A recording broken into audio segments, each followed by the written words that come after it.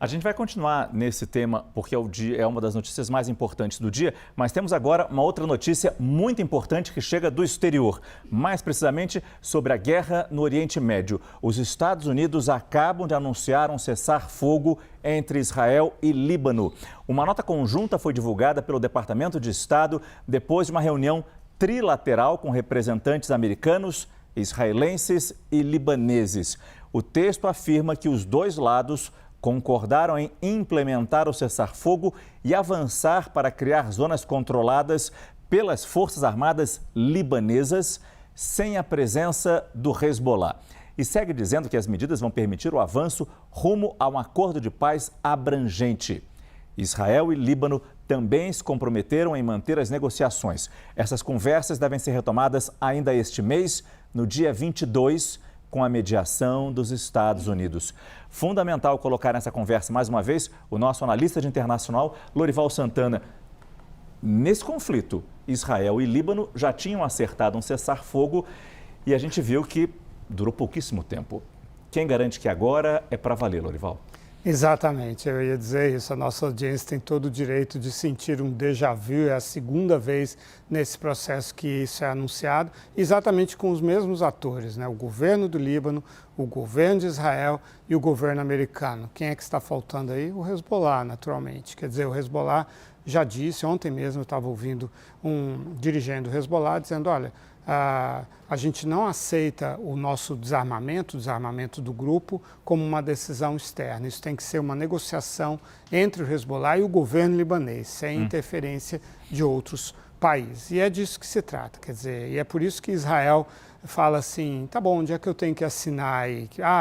Então não vai haver nenhum outro ator, nenhum grupo, que é o que diz o acordo, nenhum grupo paramilitar, que não seja o Estado libanês, que vai estar presente, armado nesse território. Então tá bom, então eu assino aí, porque é lógico que vai continuar havendo esse grupo. Aí sim. No primeiro ataque, responde. Exato, e aí não pode ser acusado de ter violado o acordo, porque foi o Hezbollah quem violou. Mas isso é resultado de um tour de force, né, de uma tentativa de forçar o Trump a aceitar, de o Trump forçar o Netanyahu a aceitar um cessar-fogo, aceitar ser atacado pelo Hezbollah sem revidar, sem invadir o território libanês. É isso que o Trump está tentando fazer o Netanyahu aceitar, mas nós conhecemos o Netanyahu, ele tem eleição em outubro, é óbvio que ele não vai aceitar. Para ele isso é mais importante até mesmo do que uma eventual crise com os Estados Unidos, que ele entende que será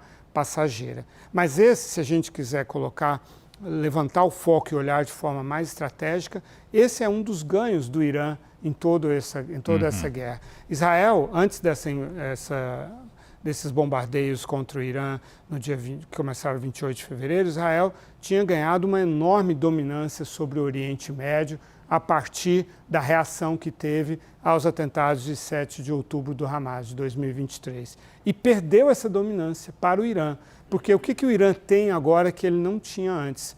O Estreito de Hormuz. A gestão sobre o Estreito de Hormuz, que é um ponto de estrangulamento da economia mundial.